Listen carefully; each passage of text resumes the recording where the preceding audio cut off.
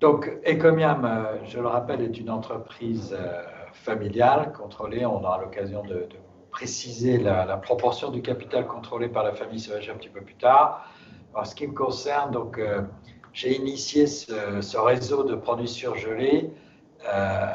J'étais un industriel de l'agroalimentaire qui recherchait à protéger la création de valeur pour une filière de production, le poulet en l'occurrence. Et j'ai essayé d'imaginer donc un réseau de distribution qui permette à la fois d'être très compétitif pour les consommateurs en attractivité prix et de protéger donc la création de valeur pour les filières de production impliquées. Donc je passe la parole à Pierre qui se présente. Bonjour, Pierre Frégnac, je suis le directeur général adjoint d'Ecomiam. Donc rapidement, pour me présenter, j'ai fait toute ma carrière dans l'industrie agroalimentaire, dans des multinationales américaines, donc Kraft Foods, aujourd'hui Mondelez, le groupe Mars, ou plus récemment Coca-Cola. J'ai une double expertise supply chain commerciale et j'ai décidé il y a quelques mois de rejoindre l'aventure Ecomiam. Alors vous allez vous dire, c'est un petit peu étonnant de passer d'une multinationale américaine à une PME régionale qui a envie de se développer sur toute la France. J'ai fait ce choix pour trois raisons. Le projet m'a séduit, le challenge de construire, d'apporter ma pierre à l'édifice et de pouvoir développer une entreprise française. Également parce qu'Ecomiam est en adéquation avec mes valeurs et j'apprécie le positionnement de l'entreprise, donc l'origine France, le bien manger, la convivialité. Et je dois dire aussi surtout, parce que je connais depuis quelque temps Daniel, parce que nous avons des profils complémentaires. Donc Daniel est, je dirais, plus un entrepreneur, quelqu'un qui va développer et communiquer. Moi, j'aurais plus un profil d'organisateur, de gestionnaire. Et donc, je me suis dit que ça pouvait fonctionner. C'est pourquoi j'ai rejoint cette aventure, cette épopée. Ça fait 4 mois maintenant qu'on fonctionne, Pierre, et on a effectivement pu facilement caler nos rôles dans l'entreprise et les salariés, je pense, et les partenaires ont bien saisi le rôle de chacun d'entre nous. Donc effectivement, le positionnement d'Ecomiam est singulier, notre raison d'être, et c'est ce qui, au quotidien, donc, inspire toutes les décisions que nous prenons, c'est donc de réconcilier le consommateur, tout à chacun nous sommes, et son écosystème. Son écosystème, c'est d'abord son corps, faire en sorte qu'il puisse consommer des produits sains, qu'il va prioritairement cuisiner, c'est meilleur pour sa santé. Son milieu, donc protéger son pouvoir d'achat déjà en évitant le gaspillage économique dans les achats, respecter son milieu aussi au travers des producteurs, des filières de production, en rémunérant correctement donc, les filières et donc le produit consommé. Et puis plus largement, réconcilier avec l'environnement.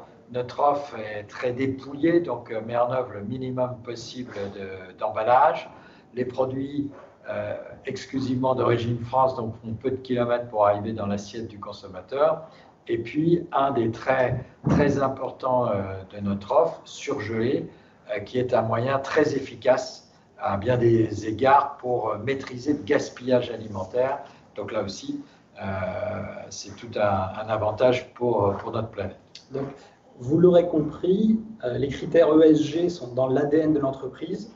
Donc on l'a présenté, on l'a détaillé lors de l'introduction en bourse. On ne va pas revenir dessus, mais comme vous pouvez le voir sur le slide actuellement à l'écran, nous avons eu une maturité avancée par ETI Finance, donc un organisme extra-financier, ce qui pour une PME est plutôt une bonne note.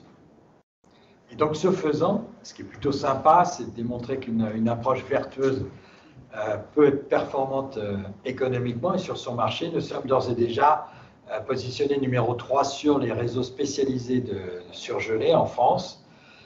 Nous revendiquons donc ce positionnement éthique, accessible. On insiste sur cette notion de produits frais surgelés. Nous ne commercialisons pas des produits en peu de date frais qui seront surgelés pour leur faire une durée de vie plus importante. C'est bien une offre de produits frais, surgeler très tôt dans les process de production pour, au contraire, apporter toutes les qualités nutritionnelles et gustatives des produits, et essentiellement non transformés. Nous sommes à peu près à 90% de produits bruts dans notre offre en magasin.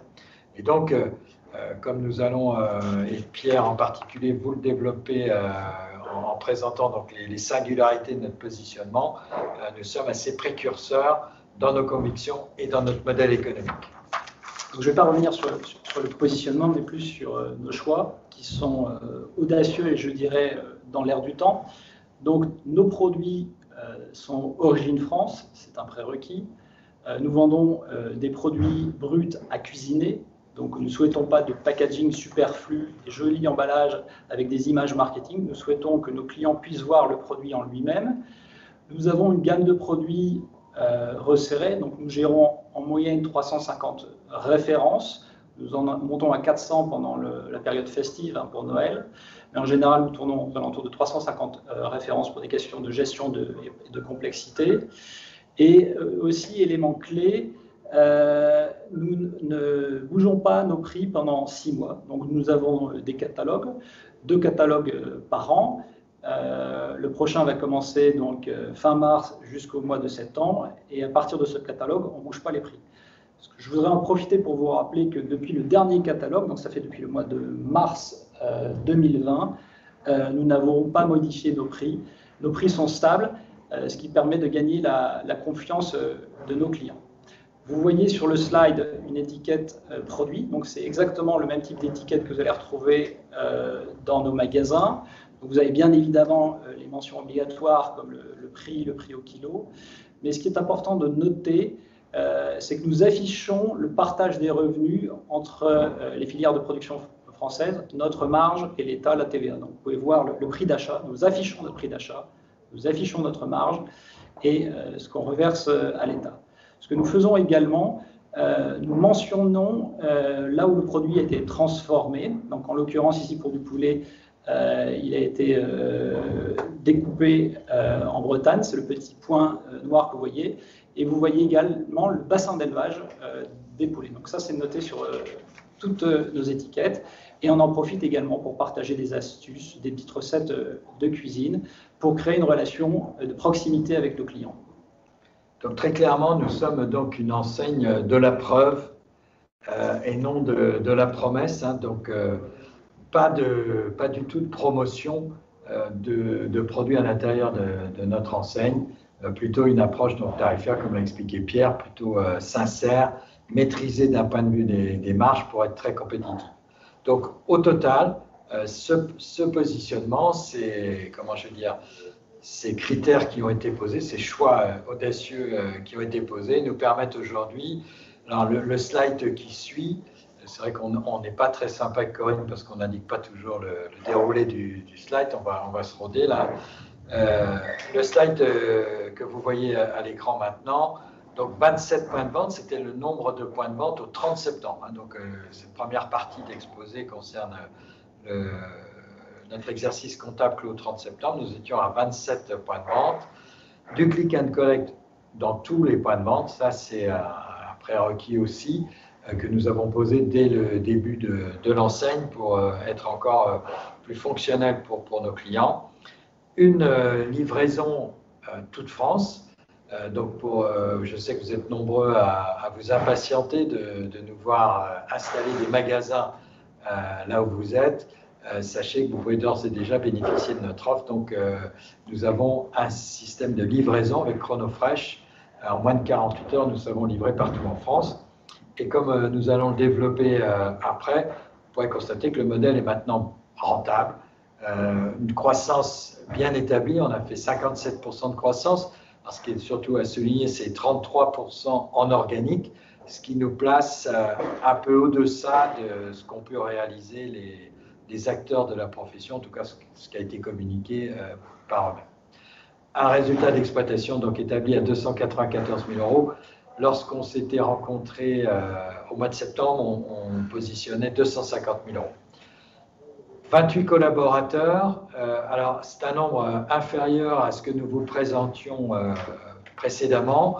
Au 30 septembre, nous avions finalisé la cession de l'ensemble des fonds de commerce prévus être cédés donc, au cours de l'exercice. Et donc, mécaniquement, ça a réduit le nombre de collaborateurs présents lors de l'arrêté des comptes. Donc, nous sommes à 28 collaborateurs. Nous étions à 28 collaborateurs.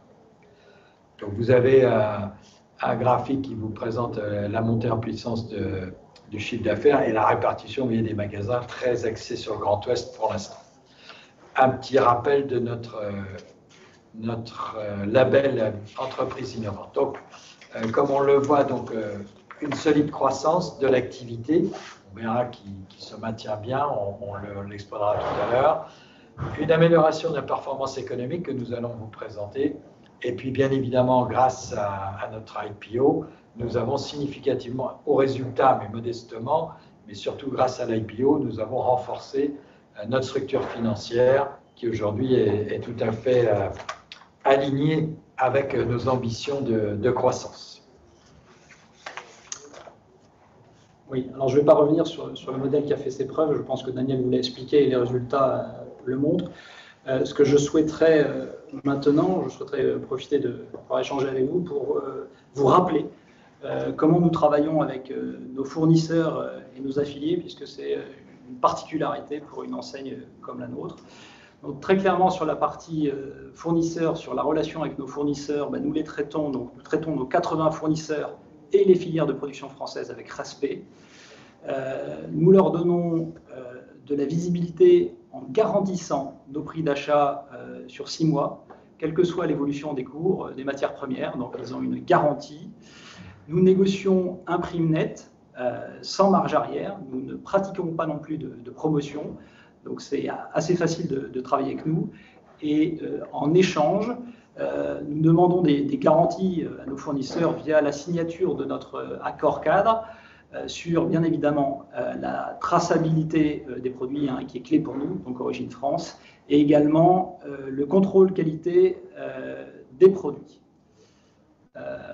Alors après, sur la partie affiliée, Corinne, si tu pouvais passer au slide suivant, s'il te plaît. Je vais simplement, Pierre, permettre de souligner que pour porter cette culture, je pense que vous l'avez bien compris, nous sommes très attachés à faire en sorte que le consommateur chez Ecomiam prenne bien en considération l'engagement des femmes et des hommes des filières de production, les ressources qui sont engagées pour réaliser la production. Et donc nous avons recruté en ce début d'année Claire Loiseau qui vient, nourrir l'ensemble des équipes de toutes les informations nécessaires pour les acculturer justement à cette préoccupation de l'amont. Pour nous, c'est essentiel. Ecomiam est crédible sur son offre si les gens qui sont dans les magasins sont en capacité d'expliquer un certain nombre de process de production aux consommateurs. Et donc, c'est le rôle dévolu à Claire qui a un parcours assez atypique. C'est une ingénieure agricole qui a notamment été directrice de la Fédération départementale du Finistère du syndicat agricole majoritaire, la FNSEA, pendant une dizaine d'années, ce qui lui permet d'avoir un réseau sur l'amont très développé, y compris d'ailleurs dans le tissu industriel. Voilà, excuse-moi. Je peux vous dire que son arrivée a été très bien perçue. Nos affiliés l'ont accueilli et sont très contents d'avoir des informations de sa part sur les produits, sur les marchés. Et ils ont eu énormément de questions parce que ça leur permet évidemment de gagner également en crédibilité vis-à-vis de leurs clients, ce qui est très très important puisque je vous le rappelle, on est une enseigne de proximité et on souhaite avoir un réel échange avec nos clients. Maintenant, je passe au slide, celui-ci, donc la relation avec les affiliés, on était un peu vite, vous nous en excuserez. Ce que je voudrais vous dire, c'est qu'on met tout en œuvre pour pérenniser la relation avec nos affiliés. Et je pense que Daniel, tu pourrais peut-être rappeler le choix. On a effectivement fait le choix de la commission affiliation et non pas la franchise classique, puisque ce contrat nous permet de maîtriser parfaitement l'offre en magasin. Le contrat de commission affiliation, pour rappel, nous restons propriétaires des produits qui sont commercialisés dans les magasins. L'affilié les commercialise aux consommateurs pour notre compte et nous le rémunérons à la commission. Donc ça nous permet d'être complètement certain que l'ensemble de l'offre soit en cohérence avec le positionnement de l'enseigne, et surtout de maîtriser aussi le prix de vente consommateur, puisque dans le cadre d'une franchise classique, le franchisé a une certaine latitude pour gérer sa marge. Là, nous, c'est l'enseigne qui impose sa stratégie prix, sa stratégie de pilotage de marge homogène sur son offre et de maintien des prix sur des temps longs, comme vous l'avez exposé tout à l'heure, Pierre. Donc, en ce qui concerne l'affiliation, comme vous pouvez le voir, les droits d'entrée sont de 15 000 € et les investissements matériels, donc les congélateurs, les mobiliers, l'aménagement du magasin, c'est autour de 220 000 €, ce qui est inférieur, je dirais, au réseau concurrent. Une de nos particularités également, c'est que nous sommes prêts à investir avec le porteur de projet. Donc en général, pour ce type de montant, on va demander à un entrepreneur d'avoir en apport entre 50 et 60 000 €. Et nous allons également apporter 50 000 €, soit en fonds propres et en compte courant, pour l'aider dans son projet et qu'il puisse avancer et qu'on n'ait pas uniquement des investisseurs en termes d'affiliés ou de candidats affiliés, mais également des commerçants ou des gens qui étaient salariés, qui veulent changer de vie, qui veulent retrouver de la proximité et être autonomes entrepreneurs. Donc c'est pour ça que nous apportons cette aide.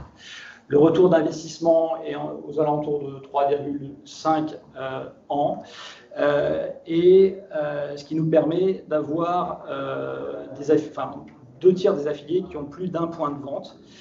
Et nous avons même actuellement un affilié qui est en train de travailler sur son 5e projet d'ouverture, ce qui nous conforte donc dans nos Celui qui est en photo, là, Pascal, qui est à droite. Donc, effectivement, les affiliés nous apportent cette dynamique de personnes impliquées, concernées dans leur business. Donc, les gens qui en ouvrent de magasins. Alors, c'est intéressant pour nous parce que autant l'effort de recrutement est important pour le premier magasin, il faut l'accompagner, être très présent dans toutes les démarches qui vont permettre l'avènement du point de vente. Autant lorsque les affiliés sont en phase de créer leur second, leur 3e, 4e et, comme vient de vous le dire Pierre, leur 5e point de vente, les choses sont beaucoup plus faciles. Donc ça aussi, ça va être pour nous un levier de facilitation pour développer le réseau demain sur le territoire. Donc, on arrive au slide d'après pour présenter donc l'activité en forte croissance.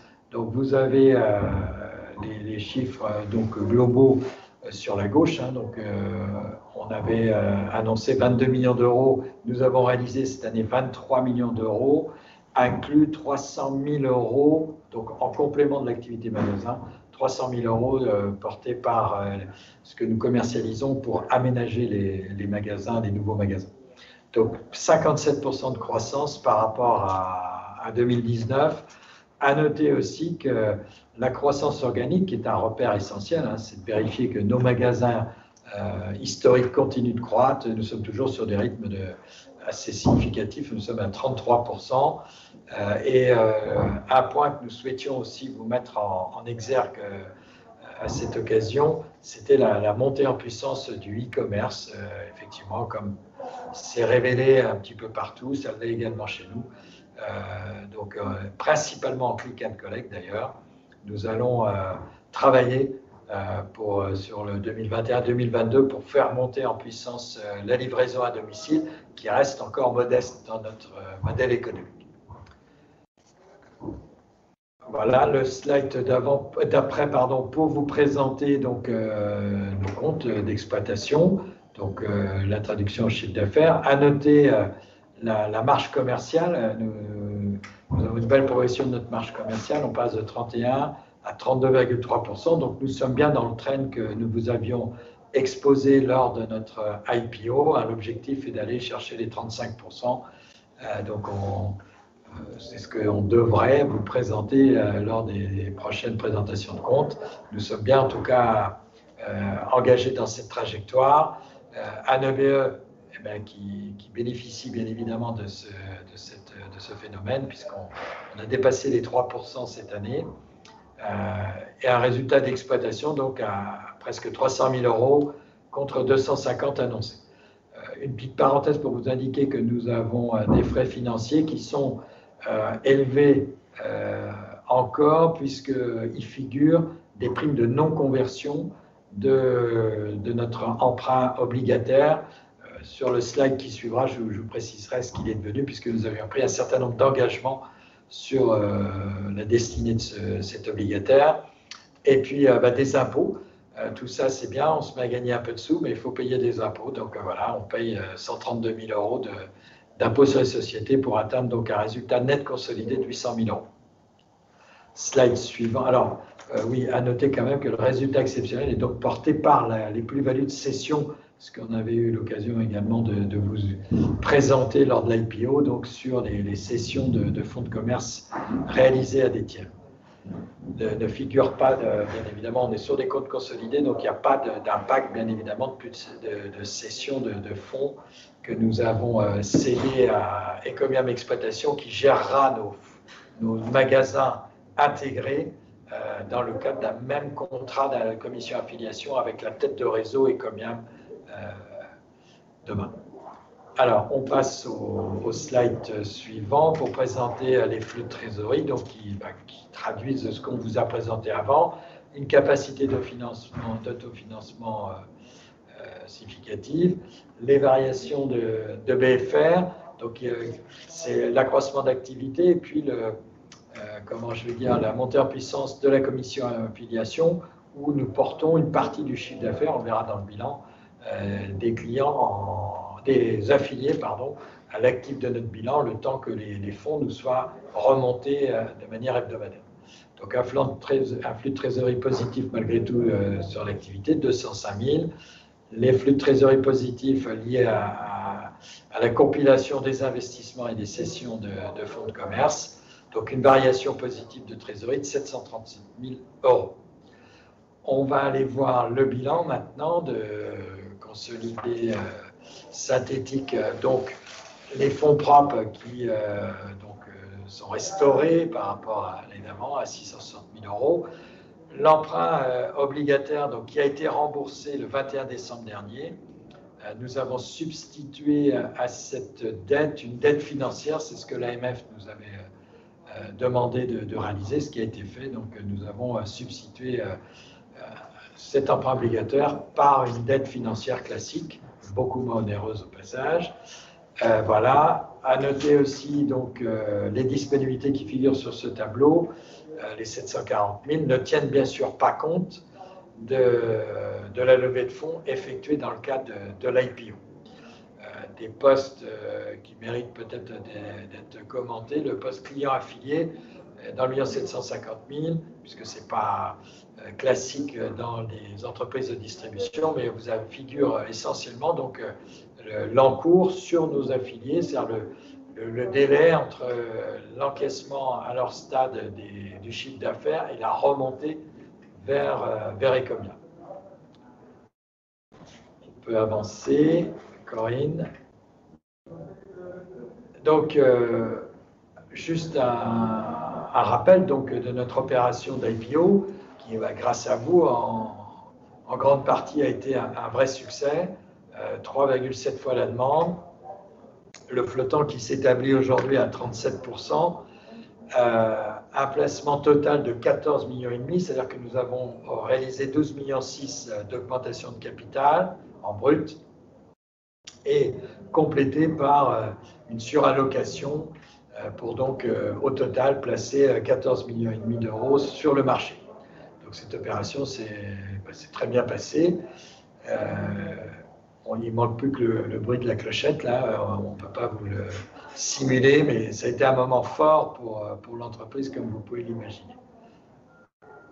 Le slide d'après. Donc, lors de l'introduction en bourse, nous vous avions présenté notre plan à 5 ans et on souhaiterait vous le repartager et surtout vous le reconfirmer. Donc, Corinne, si tu peux passer sur le slide suivant. Donc, très clairement, nous voulons consolider notre place dans le top 3 français. Pour ça, nous souhaitons commercialiser nos produits auprès de l'ensemble des Français, donc sur tout l'Hexagone, via nos magasins, donc notre réseau, mais également avec notre site internet et la livraison à domicile. Ce que nous souhaitons également, c'est accroître la fréquentation dans nos magasins en développant bien entendu notre notoriété et donc en travaillant notre communication. Ce que nous souhaitons également, c'est bien évidemment maintenir le rapport qualité-prix juste, puisque c'est ça qu'attendent nos clients et c'est pour cela qu'ils ont confiance en nous et donc nous souhaitons maintenir cela. Et on souhaite aussi incarner et rendre visible notre démarche éthique, notre relation spécifique avec les filières de production françaises, avec nos collaborateurs, avec les clients, avec la planète. Et nous allons continuer à avoir des actions sur ce point de vue, comme le recrutement d'ailleurs qui illustre, je dirais, cette volonté, le recrutement de la responsable des valorisations des filières de production.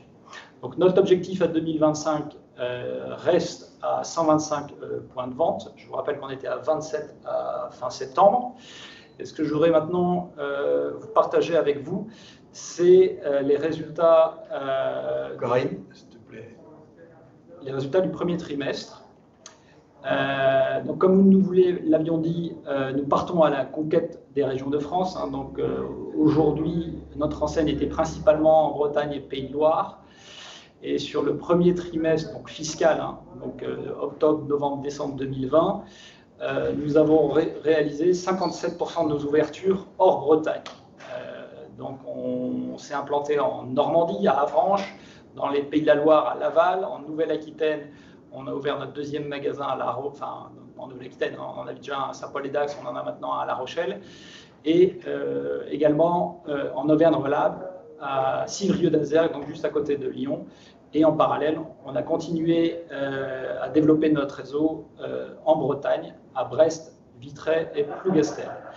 Donc ce qui est important de vous dire également, c'est que nous priorisons les villes moyennes, les villes de 20 à 100 000 habitants, donc nous cherchons plutôt le périurbain. Nous sommes sur un plan à 20 ouvertures par an d'ici 2025. Nous mettons un point d'honneur à bien choisir nos emplacements et également nos candidats. On ne veut pas ouvrir du magasin pour ouvrir du magasin, on veut s'inscrire dans le temps. Donc, on fait une sélection des emplacements et des affiliés rigoureuse. Et ce que je souhaiterais également partager avec vous, c'est qu'on a de plus en plus de demandes d'affiliation. Je dirais que notre introduction en bourse nous a amené une notoriété et on a reçu énormément de demandes d'affiliation, donc qui nous confortent dans notre projet. Slide suivant, s'il te plaît, Corinne. Donc, si vous regardez maintenant cette carte de France, donc vous voyez bien évidemment, de par notre historique, la forte présence en Bretagne, avec aujourd'hui 26 magasins. Les Pays de la Loire avec 4 magasins, 2 en Nouvelle-Aquitaine, 1 en Normandie et 1 en Auvergne-Rhône-Alpes, ce qui nous fait aujourd'hui 34 magasins. Notre volonté, c'est de mailler ces territoires, puisque notre enseigne fonctionne énormément sur bouche à oreille et on veut créer des grappes. Donc on va créer une grappe autour de notre magasin dans la banlieue lyonnaise, également en Nouvelle-Aquitaine. On va densifier ces territoires et on va également commencer à explorer d'autres territoires, mais on va faire ça progressivement. Notre stratégie étant de partir de l'arc atlantique pour aller vers l'Est. Point important, et Daniel vous l'a mentionné je crois tout à l'heure, mais nous pouvons livrer dans toute la France, en 24 ou 48 heures en fonction où vous habitez, ce qui permet à tous les clients qui ont entendu parler de nous, parce que c'est vrai qu'on nous entend souvent à la télévision, hein, notamment sur M6, TF1 et plus récemment sur BFM. France 2 aussi. France 2. Et ben nous livrons en 24-48 heures tous les produits qui sont en magasin. Donc ça, c'est important.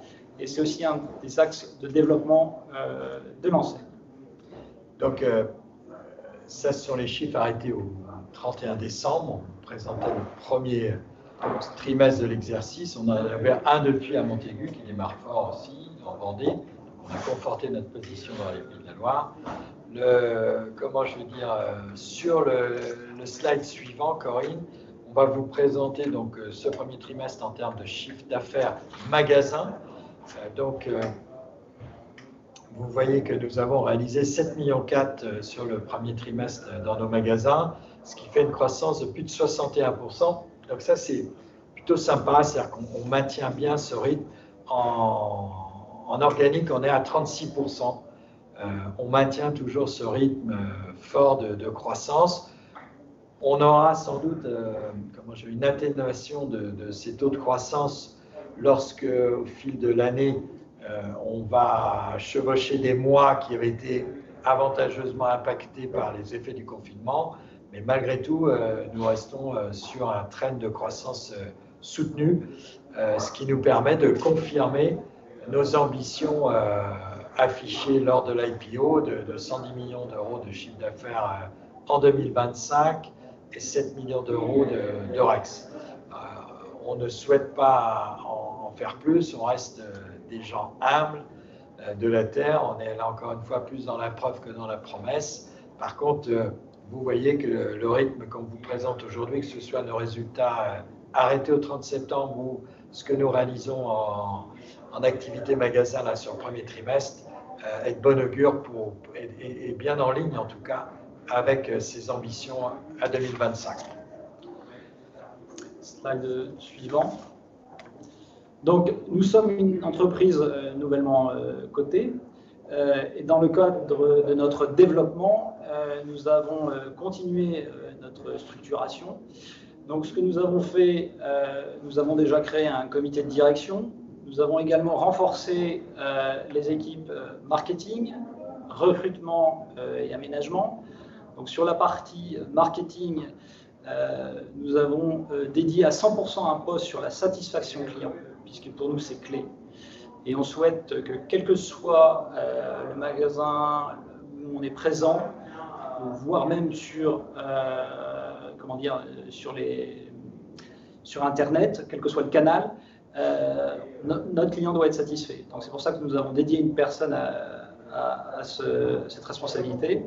Nous avons également, on l'a déjà dit, parlé de la responsable de la valorisation des filières de production. Sur la cellule recrutement, nous l'avons renforcée avec un développeur immobilier commercial. Je vous l'ai dit, il est clé pour nous de trouver les bons emplacements et évidemment d'avoir des loyers qui correspondent à ce qu'on peut faire.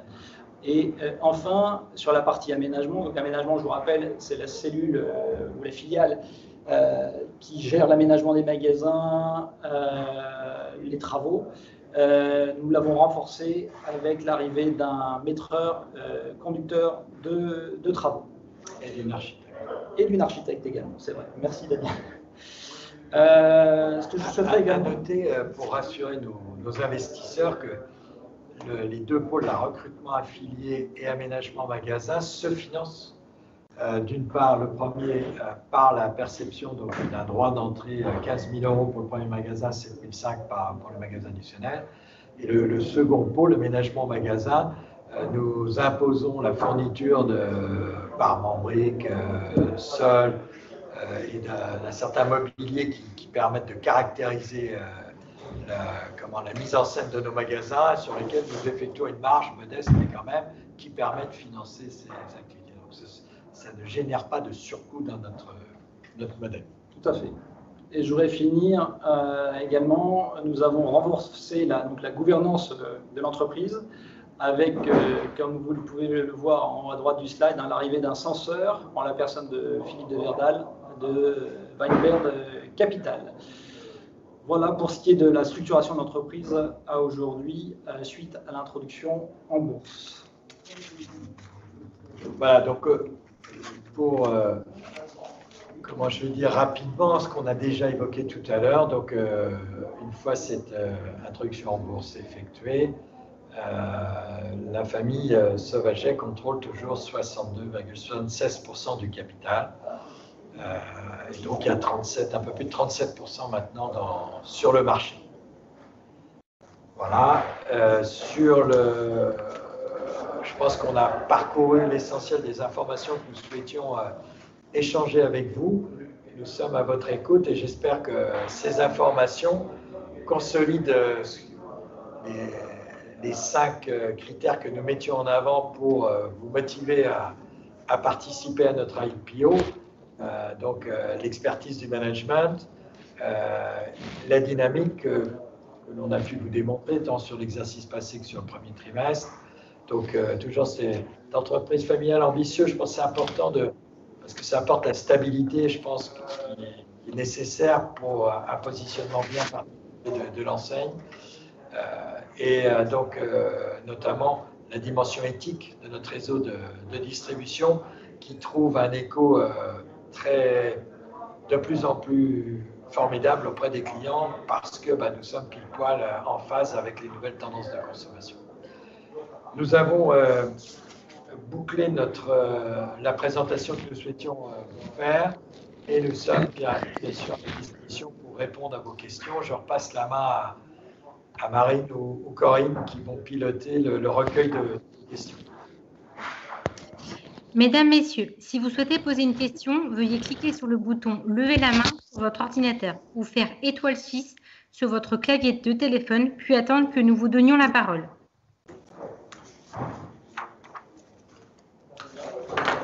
Monsieur Delcaire, vous pouvez activer votre micro, la parole est à vous. Oui, bonjour Monsieur Jean-François Delcaire, HMG Finance. Est-ce que vous m'entendez correctement? Très bien. Ouais, j'ai une question assez simple. D'abord, bravo pour les chiffres effectivement que vous nous dévoilez aujourd'hui. Ma question, c'est qu'est-ce qui peut brider votre développement ou une accélération du développement? Est-ce que c'est trouver des affiliés? Est-ce que c'est trouver le personnel? Est-ce que c'est trouver le foncier? Est-ce que c'est la zone de chalandise? Est-ce que c'est le sourcing? Est-ce que c'est le confinement? Enfin, qu'est-ce qui aujourd'hui limite la capacité à développer les magasins? Peut-être nous redire un mot sur les contraintes que vous pouvez rencontrer dans ce développement. Merci beaucoup.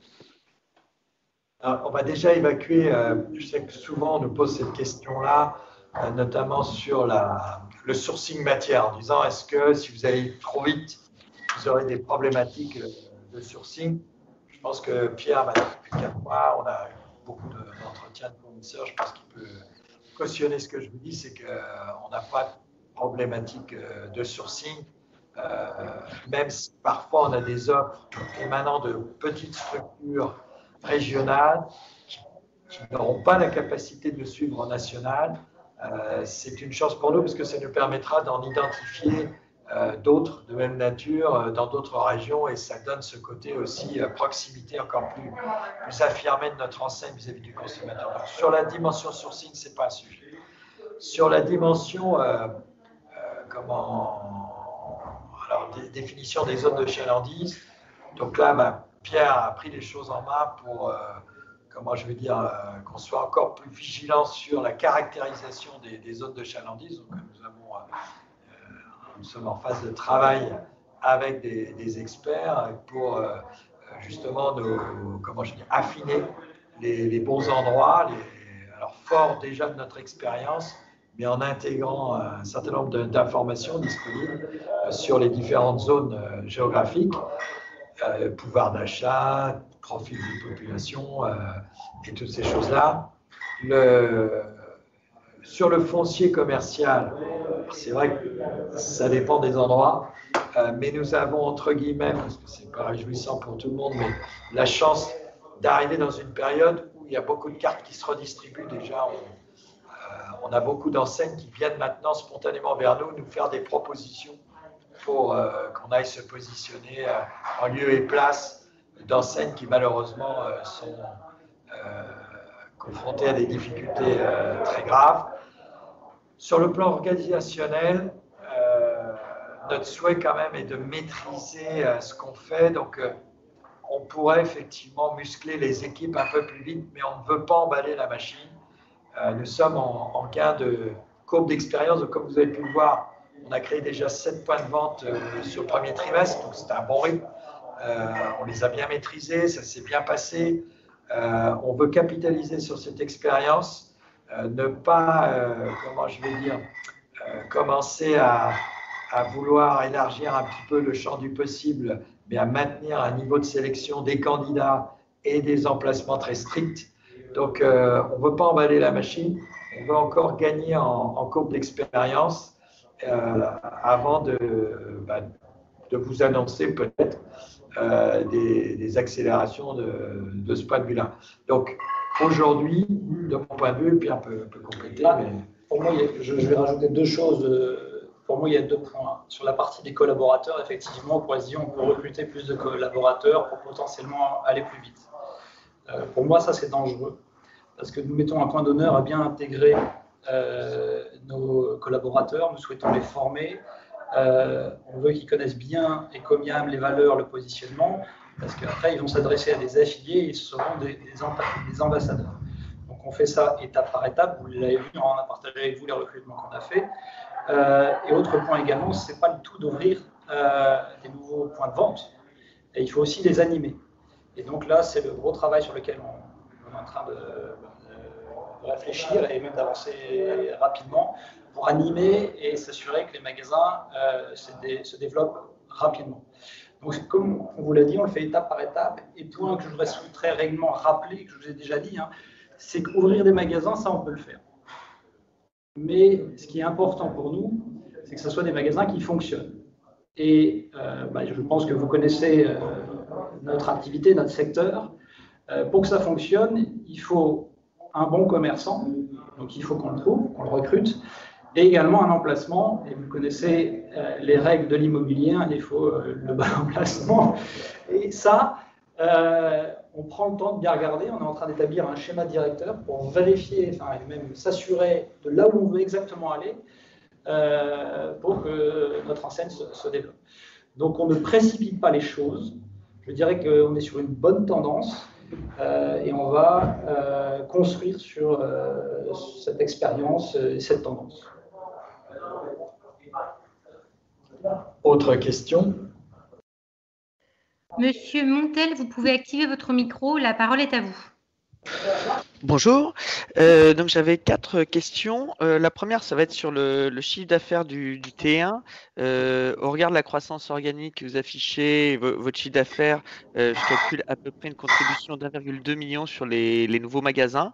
Est-ce que ce chiffre est juste et alors pour le coup c'est un très très bon chiffre s'il était juste à ce qui me semble par rapport au nombre de magasins que vous avez ouverts sur la période. Est-ce que vous pourriez nous donner un peu voilà justement les tendances sur les chiffres d'affaires de ces ouvertures sur le T1 et j'aurais également des questions un peu plus techniques. Est-ce que vous pourriez nous communiquer le taux de la dette que vous avez levée pour remplacer l'OC? Également, j'aurais une question sur le fait que vous payez des impôts. Vous n'avez pas de déficit fiscal reportable, parce qu'il me semblait que vous aviez quand même quelques exercices légèrement déficitaires. Après, là. Et dernière question, ça sera sur le BFR qui croît sur la période. Est-ce que vous pouvez nous expliquer les raisons? Parce que structurellement, un distributeur a plutôt un besoin en fonds de roulement négatif. Avec la croissance, il devient encore plus négatif. Donc, vous devriez avoir du cash en variation de BFR. Or, pour l'instant, c'est plutôt ça vous coûte. Est-ce que vous pourriez nous expliquer ces éléments? Merci beaucoup. Très bien. Sur le T1, effectivement, la question qui est sous-jacente, qui vous préoccupe comme nous, et Pierre l'a évoqué à l'instant dans le rythme de croissance en disant attention, on crée des nouveaux magasins, mais il faut que les nouveaux magasins fonctionnent. Donc, ce qu'on peut dire, c'est que tendanciellement, les magasins ouverts dans la région où nous sommes fortement implantés démarrent mieux et plus vite que dans les régions de conquête. On va dire ça comme ça. Donc, dans les régions de conquête, nous sommes sur la base des chiffres que nous avions indiqués lors de l'IPO. On est tendanciellement autour des 550 000 € la première année de chiffre d'affaires. C'est ce qu'on observe en moyenne donc, sur ces magasins ouverts dans les régions hors zone historique de l'enseigne. Nous sommes significativement au-dessus dans les magasins ouverts dans notre zone bretonne notamment. Je ne sais pas si ça correspond bien à l'esprit de la question que souhaitait M. Montel. Sur le plan du taux de la dette financière, donc elle est c'est un petit poil au-dessus de 1 ou en dessous de 1%, mais dans ma tête, c'est 1%. Donc, je pourrais vous préciser exactement. Mais enfin, voilà. Alors, effectivement, c'est un peu plus sympathique que les 5 ou 6% de taux versés précédemment, et plus les pourcentages liés à la non-conversion. Sur l'IS, l'IS qu'on vous présente ici, c'est l'IS résiduel, hein, quelque part, qui correspond justement après avoir tamponné les déficits fiscaux reportables. Sur les BFR, j'ai tenté de vous éclairer un petit peu là-dessus. C'est vrai que tendentionnellement, et on vous l'avait présenté là aussi au moment de l'IPO, dans le temps, nous aussi, on basculera sur un BFR négatif, puisque la rotation du chiffre d'affaires sera plus importante proportionnellement que la montée de nos stocks. Pour autant, nous sommes dans cette bascule à ce moment du modèle économique. Hein, nous avons tout basculé nos magasins en commission affiliation, enfin, sauf les 4 que nous avons en propriété. Et donc, nous portons un encours sur les affiliés correspondant à un petit peu plus d'une semaine, grosso modo une semaine de chiffre d'affaires qui nous est remonté. On remonte l'argent qu'une fois par semaine, c'est mardi, mercredi. C'est vrai que d'autres enseignes remontent en instantané toutes les nuits. On ne le fait pas, on le fait une fois par semaine. Et c'est pour ça que vous avez cet encours client un petit peu particulier pour une activité de distribution, c'est l'encours affilié. Mais globalement, ça pèse pas si lourd que ça, et le modèle économique de l'enseigne devrait nous permettre de passer en BFR négatif prochainement. Ok, merci. Monsieur Blin, vous pouvez activer votre micro. La parole est à vous. Oui, bonjour. Je découvre un petit peu l'entreprise, donc je suis un petit peu désolé. Si j'ai bien compris, sur les 34 magasins, il n'y en a que 4 qui sont en propre chez vous. Exact. Est-ce qu'on peut avoir une idée de la rentabilité des 30 magasins affiliés? Parce que celle-là, elle n'est pas consolidée dans vos comptes, si je comprends bien. Non, effectivement, elle n'est pas consolidée dans nos comptes. Et nous ne voulons pas la consolider pour des raisons évidentes. D'une part, parce que quand on a des actions dans ces magasins, c'est qu'à niveau de 18%, on n'a pas de démarche patrimoniale chez nos affiliés. C'est simplement un moyen de consolider leur projet économique au départ pour amorcer la création des points de vente. Alors, je ne peux pas vous donner les 30 comme ça, mais on a nos premiers affiliés qui nous produisent des comptes régulièrement, qui vont plutôt bien, puisque, comme l'a rappelé tout à l'heure Pierre, le premier affilié il va créer son 5e magasin pour fin mars.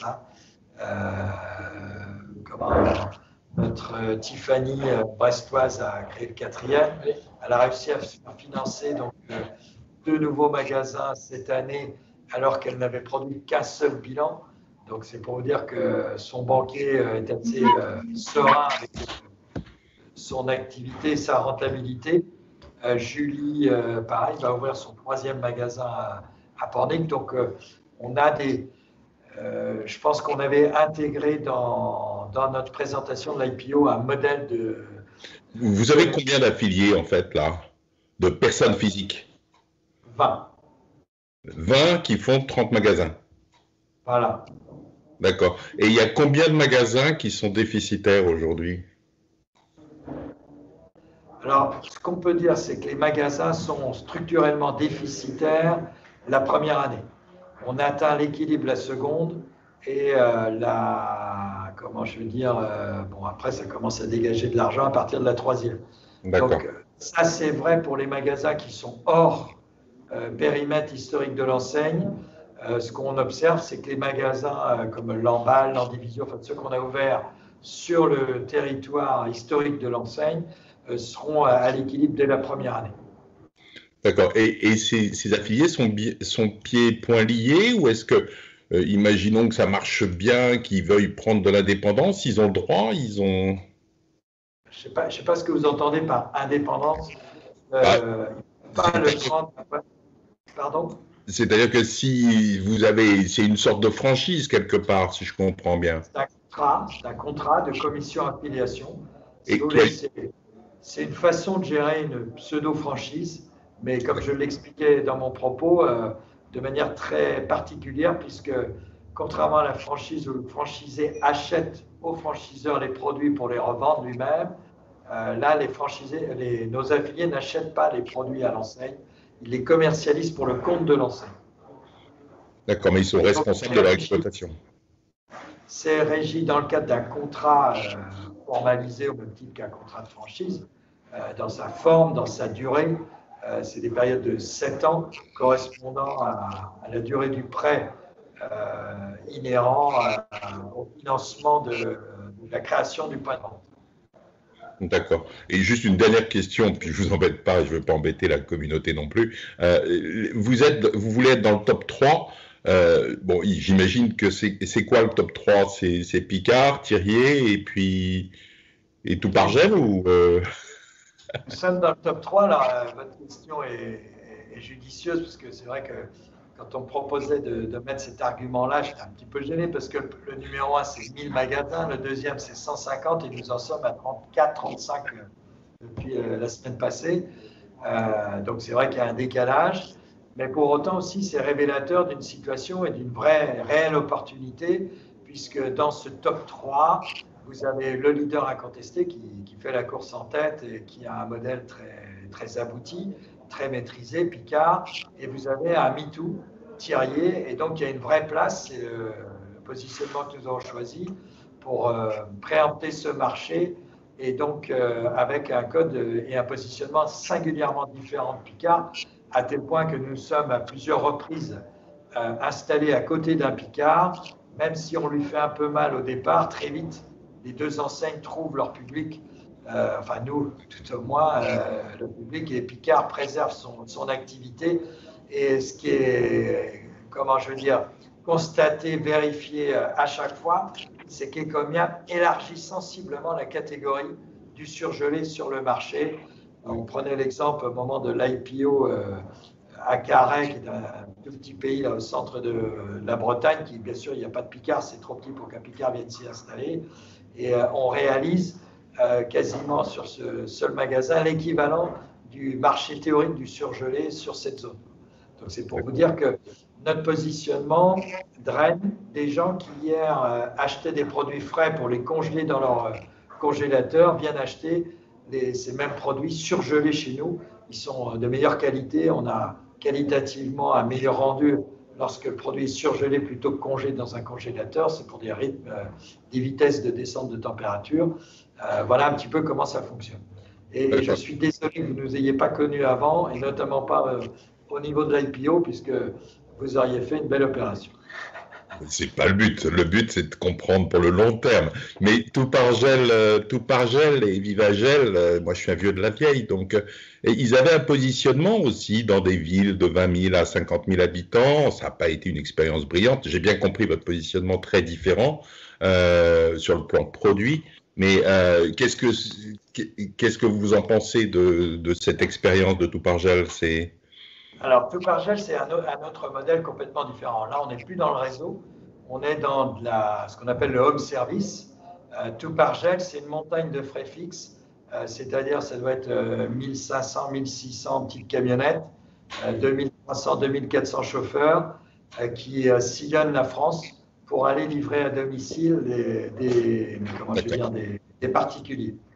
Leur clientèle, je plaisantais au moment de l'IPO, c'est grosso modo à minimum la maman, voire la grand-mère de notre cliente type dans nos magasins. Elle est un peu vieillissante, la clientèle, je parle. On voit d'ailleurs, ils ont rencontré de difficultés et surtout, ils sont confrontés à toute cette agilité maintenant permise grâce à Chronofresh. À noter d'ailleurs qu'il y a un mois, Picard a annoncé migrer suivre Ecomium sur l'aspect logistique, puis eux-mêmes sont venus passer un accord avec Chronofresh pour livrer en variable, puisque vous ne payez les frais de livraison que lorsque vous avez une commande. Vous n'avez pas à supporter des montagnes de frais fixes en permanence, donc quel que soit le niveau de votre activité. Donc, je pense que les études Xerfi sur le marché du surgelé l'expliquent assez bien. Le home service est en difficulté structurellement tel qu'il avait été conçu initialement. Merci beaucoup. Monsieur Montel, vous pouvez activer votre micro. La parole est à vous. Oui, j'avais une autre question. Vous parlez de 4 magasins en propre. Or, il me semble qu'à fin septembre, vous étiez à 5. Donc, a priori, il y a eu une cession. Ce magasin cédé, c'était quoi son chiffre d'affaires? Est-ce qu'on peut attendre une plus-value de cession aussi sur ce magasin, sur les comptes du premier semestre? Donc, c'est un magasin qui s'appelle Saint-Brévin-les-Pins. C'était un magasin récent, donc la plus-value de cession sera modeste. Sur le chiffre d'affaires, ça n'a pas d'impact puisqu'on conserve le chiffre d'affaires dans le cadre du contrat de commission affiliation. Alors, sur le nombre de magasins en propre, donc 4, mais nous allons créer, nous l'avions indiqué aussi lors de l'IPO, on va rester à 5 pour le prochain arrêté des comptes, puisque nous allons créer un 5e point de vente, donc à Quimper-Sud, ici, l'enseigne Thirier se part, et donc on récupère le magasin pour donc recréer un 5e magasin. Mais, pour moi, ça a un impact parce que sur ce magasin, il était détenu en propre, donc vous n'aviez pas de rétrocession à l'affilié, alors que là, en le passant en affilié, vous avez la même reconnaissance du chiffre d'affaires, mais là, vous allez avoir des rétrocessions à faire. Bon, là, vous avez les charges aussi d'un côté. Vous aviez des charges, vous avez pu les avoir, mais c'est pas neutre totalement. Exactement. Nous allons substituer les charges de personnel, de loyer, d'électricité, de maîtrise. Par la commission. Par la commission. Et par rapport à son niveau d'activité, ça sera même un petit poil avantageux pour nous. Voilà, et comme vous le disiez, Daniel, donc on a 4 magasins, on va en ouvrir un 5e et nous souhaitons les garder puisque ces magasins sont pour nous l'opportunité de tester le concept, de tester des nouveaux, enfin avoir des nouvelles initiatives et également former nos affiliés.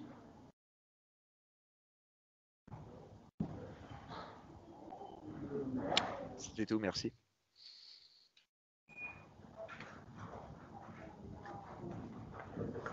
Mesdames, Messieurs, si vous souhaitez poser une question, veuillez cliquer sur le bouton « Lever la main » sur votre ordinateur ou faire étoile 6 sur votre clavier de téléphone, puis attendre que nous vous donnions la parole. Monsieur Delcaire, la parole est à vous. Oui, encore un dernier petit point sur une actualité plus récente. Il y a un risque de reconfinement ou de couvre-feu étant, enfin, il y a tout ce qui peut arriver, on ne sait pas bien. Est-ce que vous pouvez rappeler comment se comporte l'activité quand il y a des contraintes, si on repart sur un confinement un peu plus dur ou proche, par exemple celui de novembre, est-ce que ça a un impact négatif, neutre, voire positif par plus de recours à la cuisine à la maison? Peut-être un mot sur la situation actuelle. Merci. Nous, effectivement, nous sommes les grands gagnants quelque part des confinements, des périodes de confinement, puisque les gens cherchent à disposer à domicile et à stocker plus de victuailles, puisqu'ils se déplacent moins. L'autre élément, c'est qu'ils ont plus d'occasions de consommer à domicile, donc en quantité, ils ont besoin d'acheter plus. Et troisième élément qui sert encore un peu plus notre enseigne, c'est qu'ils ont un peu plus le temps pour cuisiner. Et donc, naturellement, notre offre est encore particulièrement bien adaptée. On a pu le vérifier, le premier confinement, la croissance avait été très significative. Ça s'est un peu tassé sur le deuxième, puisque les gens ont bien compris que nos magasins restaient accessibles. On a tout le dispositif Click and Collect qu'ils ont pu tester, voire livraison à domicile. Donc, il y a moins cette peur de ne pas pouvoir s'approvisionner. Mais malgré tout, ça reste positif pour nous et on voit les chiffres qu'on vous a présentés le premier trimestre de l'exercice comptable, ce que nous vivons aujourd'hui, confirme que ce contexte sanitaire nous est plutôt favorable. Et le couvre-feu, quand vous devez fermer à 18 h, mettons, est-ce que ça rogne un petit peu sur les horaires d'ouverture ou est-ce que vous les étendez le matin peut-être plus tôt? Donc ça rogne un petit peu. Ce qu'on a fait en fait, parce que normalement effectivement on ferme plutôt à 19 h, donc on perd un peu plus d'1 heure, puisque les gens vous les retrouvez plus en magasin à partir de 17h45, puisqu'ils doivent rentrer chez eux. Donc ce qu'on a fait dans la plupart de nos magasins, alors pas tous, ça dépend vraiment là où ils sont installés, c'est ouvrir entre midi et 2 pour ceux qui n'étaient pas ouverts, et on a proposé à nos clients un service de consigne. C'est-à-dire qu'ils peuvent passer entre midi et 2 faire leurs courses, laisser leurs courses dans un congélateur chez nous, et quand ils repartent chez eux, repartir donc avec leurs produits à moins, enfin leurs produits congelés. Donc ça, on a initié ça, c'est le début. On essaye de faciliter les courses pour les clients dans cette période atypique et compliquée. Ce qu'on note avec le couvre-feu, c'est des samedis avec une forte activité. Il y a des gens certainement qui faisaient leurs courses, je dirais en semaine, en rentrant chez eux et qui n'ont plus le temps et qui reportent soit sur le vendredi soir, fin d'après-midi maintenant, et le samedi. On a une forte activité le samedi depuis le couvre-feu. Alors déjà, c'est un jour fort, mais on constate qu'il y a une plus forte fréquentation à ce moment-là. En tout cas, globalement, nous, on n'a pas... Comment je veux dire, l'heure perdue, on ne le constate pas en chiffre d'affaires. On n'a pas perdu le chiffre d'affaires de l'heure. Vous nous entendez? Oui, tout à fait. Merci beaucoup pour cette réponse. Et peut-être un dernier mot aussi. Le climat actuel, il est plutôt un peu plus frais, un peu plus pluvieux. C'est de nature à modifier aussi le comportement de la clientèle et où le mix des produits achetés et peut-être du coup le mix de marge. Merci. Alors, effectivement, il y a une saisonnalité dans les produits. Donc, on va dire qu'en ce moment, on va plus vendre des ingrédients pour les pot-au-feu, par exemple, mais des produits un petit peu plus riches. Et inévitablement, je dirais quand on va passer sur notre catalogue printemps-été, et notamment à partir du mois d'avril-mai, on aura beaucoup plus de demandes sur la partie barbecue. Et d'ailleurs, notre offre s'adapte, je dirais, à ces changements de saison. En ce qui concerne la marge que nous pratiquons, alors si je me souviens bien, vous n'avez pas encore eu l'occasion de venir dans nos magasins, mais nous ne pratiquons pas la péréquation de marge. Donc, nos marges sont à peu près identiques sur tous les produits, en pourcentage, bien entendu. Donc, ça ne change pas énormément pour nous. Ça n'a pas d'impact. Excellent, merci beaucoup. Monsieur Blin, vous pouvez activer votre micro. La parole est à vous. Oui, juste un petit point de détail. Vous dites que le top 5 de vos achats, il y a le poulet, le bœuf et le porc dans les 3 premiers. Est-ce que ça veut dire que c'est là où vous faites le plus gros de votre volume d'activité ou pas? Oui, tout à fait. Et ça représente quoi, l'ordre d'idée de ces 3 produits plus spécifiques? On avait donné les pourcentages, je crois. Je ne les ai pas repris avec moi. En général, tout ce qui est produit carné, alors ça va être difficile, je n'ai pas poulet, bœuf, mais on est plus aux alentours de 55-60%. 60% les produits carnés. Les produits carnés. D'accord. En chiffre d'affaires. En chiffre d'affaires, en valeur. Bien sûr. Et juste, il y a des petits problèmes d'épidémie dans des domaines de poulet, etc. Ça vous pose des problèmes ou pas vraiment? Aujourd'hui, ça ne nous pose pas de problème puisque, je dirais, et on vous l'a dit, on a des prix fixes sur 6 mois, des prix d'achat, et on n'a pas à aujourd'hui de problème d'approvisionnement. Là, on est en train de préparer le catalogue printemps-été et on anticipe des problématiques, notamment sur le canard. Merci.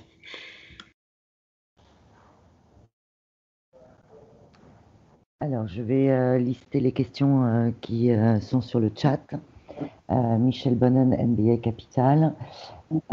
Avez-vous un budget communication spécifique pour appuyer l'implantation des affiliés sur les nouveaux territoires?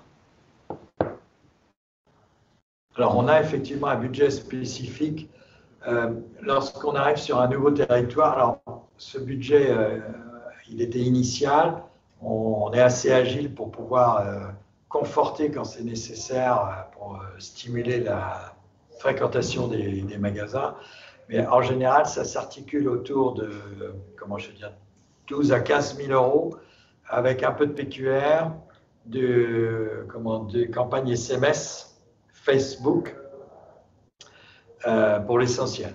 Avec en complément un petit jeu, soit ça dépend de la filière, il a plusieurs options, soit comment faire gagner comment on appelle ça, des petits bons d'achat dans le magasin, des glacières, voilà, on essaye d'animer autour de ça. Et puis après, l'idée c'est de travailler, les affiliés se débrouillent admirablement bien de ce point de vue-là. C'est la vente de cartes fidélité qui nous permet de stocker très rapidement et de constituer un fichier client qui va nous permettre de poser après une communication avec ces mêmes clients pour animer la présence de l'enseigne, déjà dans leur esprit et bien évidemment le plus possible dans leur cuisine.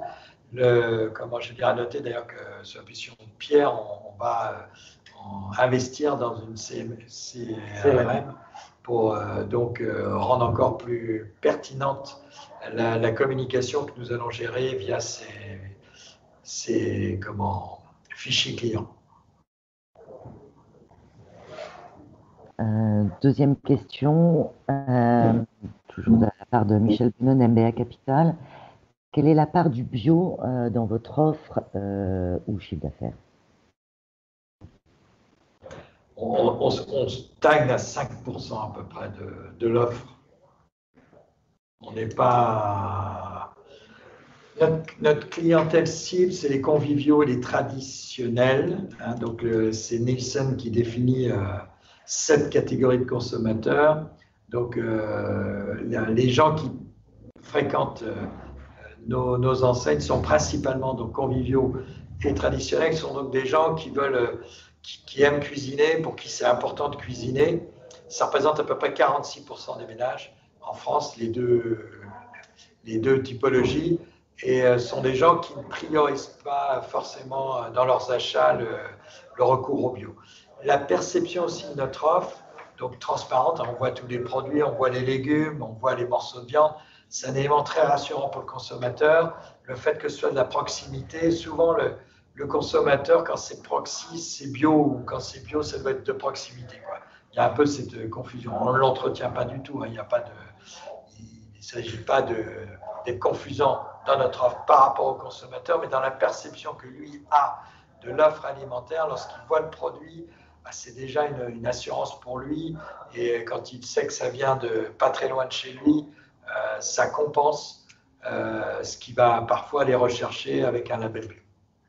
Par contre, ce que nous essayons de faire, c'est dans chaque catégorie, c'est d'essayer d'avoir quelques produits bio pour que les clients qui recherchent du bio le trouvent également. Donc sur le poulet, si vous venez, sur la catégorie poulet, nous avons du bio, et également sur d'autres catégories. Donc on a une offre pour les clients qui sont intéressés par le bio.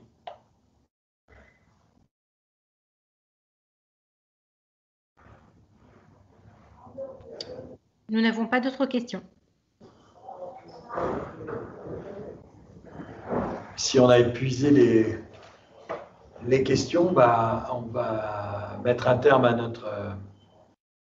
notre conférence en vous remerciant de l'avoir suivi, en espérant avoir répondu à vos attentes d'une part et puis à vos questions correctement et exhaustivement d'autre part.